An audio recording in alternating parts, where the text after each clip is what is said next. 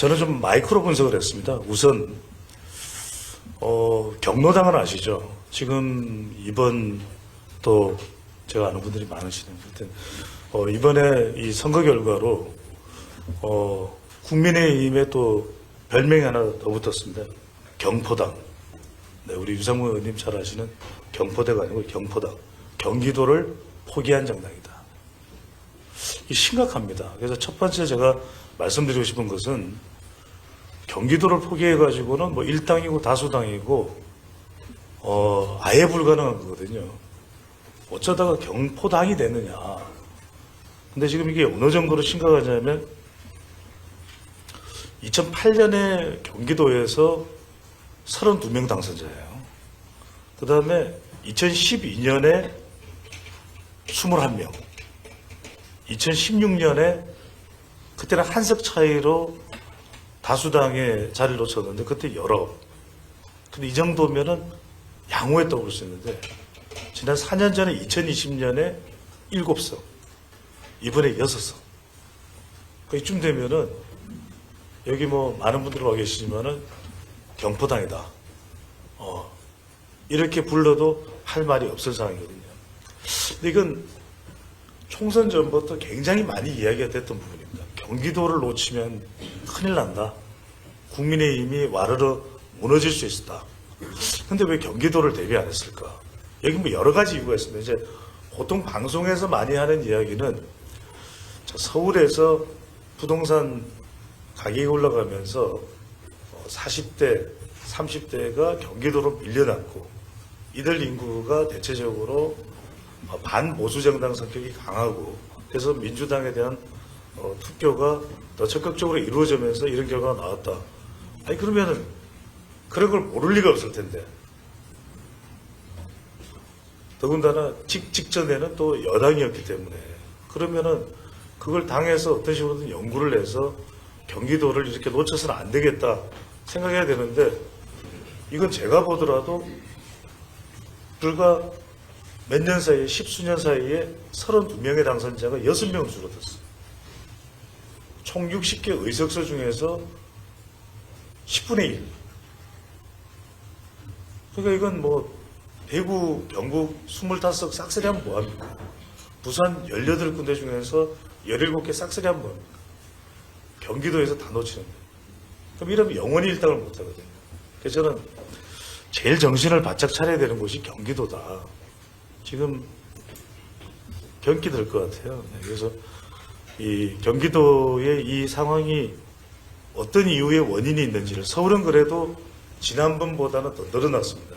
서울도 여전히 지금 가야 될 길이 멀지만 경기도의 경우에는 지금 경기도의 특성을 또 연구해 보면 이들을 잡을 수 있는 권역 구분도 좀 해보고 경기 남부, 오산, 안성, 그 다음에 뭐 경기 동부, 서부, 북부 이런 데를 나눠 가지고 전략적인 재접근을 해야 되는 것이거든요. 그 다음에 지금 벌써 광역단체장도 계속 연전연패예요. 그렇잖아요. 이재명, 김동연 거의 뭐 경기지사를 맡은 더불어민주당 정치인들이 다 대선 나서고 대선 물망에 오는 거예요. 큰일이다. 제일 넓은데 의석수는 많은데 영남을 다 싹쓸이해도 65석인데 그게 경기도거든요. 60석. 인천까지 합하면 더 많고. 그러니까 우리 배준영 의원이 대단하신 거예요. 네. 반응은 없지만, 네. 그런데 이제 일단 이 경기도 같은 경우에는 이제 우리가 뭐 부동산도 있고, 그다음 교통도 있고, 교육도 있고 이런 주요 이슈들이 있으니까 이런 걸 좀 맞춤형으로 좀 전략적으로 접근할 필요가 있다.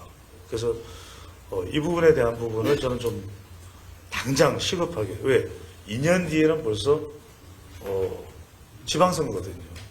지난 2022년에야 뭐 대선 바람 타고 그냥 얼렁뚱땅 퉁땅 얼렁 이렇게 된 거지만 지금 경기지사도 어떻게 될지 모르고 지금 상황이 지금 뭐 험난한 난감한 상황이기 때문에 경기도에 대한 연구가 필요하다.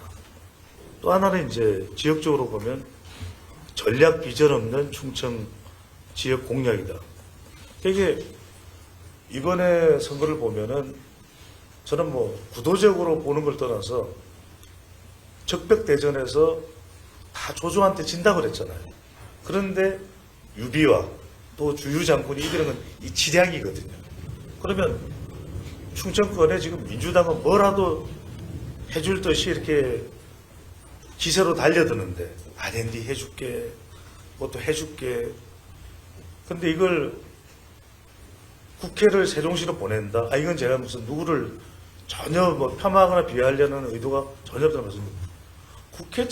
국회 받는 거에 대해서 충청권 사람 유권자도 제가 분석해보면 영향가가 하나도 없어요. 국회 오지 마라 그래요. 국회 혐오시설이야. 오지 마. 왜 와? 우리 싫어. 된단 말이에요. 그래서 저는 좀 돈 되는 거, 영향가 있는 거, 그런 거를 좀 더 충청권에 배치하는 그런 좀 전략적인 노력이 적어도 120일 전에, 늦어도 한 90일 전에는 나왔어야 되지 않을까. 그래서 원내 1당 결정에는 충청권 선거 결과가 결정적인 영향을 주는데 지역 분석을 잘할 필요가 있어요. 그러니까 결국 천안과 청주거든요. 처처잖아요. 천안과 청주. 처처. 이게 잘 안 되니까 처처 되는 건데. 그래서 저는 천안, 청주는 기본적으로 경기권과 비슷한 속성이거든요. 여기를 좀 집중적으로 연구를 해야 돼요. 아니면 이 지역적 특성이 보면 경기도도 그렇지만 수원이 한 지역구만 망해도 짜르르 망해요. 5군데가 다. 그 다음에 천안도 한 지역구 망하면 짜르르 망해요. 청주도 한 지역구에서 힘을 잃으면 짜르르 힘을 잃어요. 그러니까 이런 부분들을 좀 간파한다면 적어도 다른 지역은 몰라도 당진 자신 있죠. 오늘 장 사무총장이 안 오셨는데 하여튼 충남은 또 자신 있는데 천안이 힘들잖아요. 청주가 힘들잖아요. 대전은 다 졌잖아요. 여기에서 약간 경기도 속성과 비슷한 이 세 지역에 대해서 세 도시를 어떻게 할 건가. 대전. 그러니까 이게 계속 앞으로도 과제예요. 8년 뒤에도 과제고 4년 뒤에도 과제고. 대전, 천안, 청주를 어떻게 하겠느냐. 이걸 머릿속에 집어넣고 있어요. 그래서 이렇게 되면은 2026년에 지방선거에서도 3개 광역단체장, 세종특별시장까지도 다 갈릴 판이에요. 그래서 저는 지금 두 눈 부릅뜨고 이런 지역 연구를 좀 해야 된다. 마지막으로 세대 분석인데 출구조사에서 이번에 나온 결과를 보면 방송 3사죠. 40대에서 비례정당 투표에 40대 19.8이에요. 남자. 여자 18.4. 또 이런 말씀 드리면 또 점심 밥맛 없을 수도 있는데 사포당이야. 사포당. 40대도 포기한 거야. 아니 그럼 40대가 계속 40대인가요? 그래 40대는 우리 지지 안 하니까 말이야. 우리에게는 50대 후반과 60대 또 든든한 70대 이상 있잖아. 40대가 곧 50대 돼요. 그 사람이 곧 60대 돼요. 눈 몇 번 껌뻑이고 나면은 70대 돼요. 100세 시대 노래 부르겠죠. 그러면은 40대 놓칠 거예요. 40대 잡아야죠. 그럼 이 사람들이 대체로 70년대생 아니에요. 김재석도 있고 김용태도 있고 하여튼 이런 사람들은 또 30대인가요? 김재석 의원 30, 당선자 30대죠. 30대입니다. 하여튼 30, 40대를 어떻게 하면은 놓칠 이유가 없잖아요. 그런데 보수라는 패널도 나와서 아이고 애들이 버르장머리가 없어가지고요. 제대로 어차피 뭐 노력해도 안 될 것 같기도 하고 안 잡을 거예요. 잡아야죠. 그러면 이 세대 연구로 40대를 어떻게 잡을 건가. 그래서 저는 경포당, 사포당이 되면 안 된다. 그러면 이제 40대를 잡는 방법은 결과적으로 방법이 없는 게 아닙니다. 40대가 30대였다가 또 20대였다가 이렇게 화이트 칼라. 이 사람들이 고민하는 게 있잖아요. 직장 갑질도 있고, 뭐, 체불 임금도 있고. 그러면 정부 차원에서도, 아니, 우리 유상범 의원이 딱 한마디 하면은 이렇게, 이게 되잖아요. 그러면은, 빨리 체불 임금 갚아요! 뭐 한다든지. 그러면 봐도, 국민의힘이 정말 직장인들 대변해 주는구나. 그래서 저는 40대 포기 전략이 아닌 30, 40대. 2030 포이론을 할 게 아니라 40대 포이론을 해야죠. 이번에 10세 10살 구분으로 40대가 제일 많아요.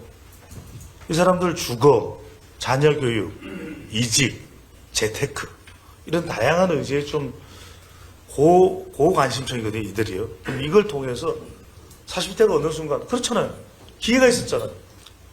김남국 비트코인으로 완전 그냥 분노했을 때 그때 잡았어야죠.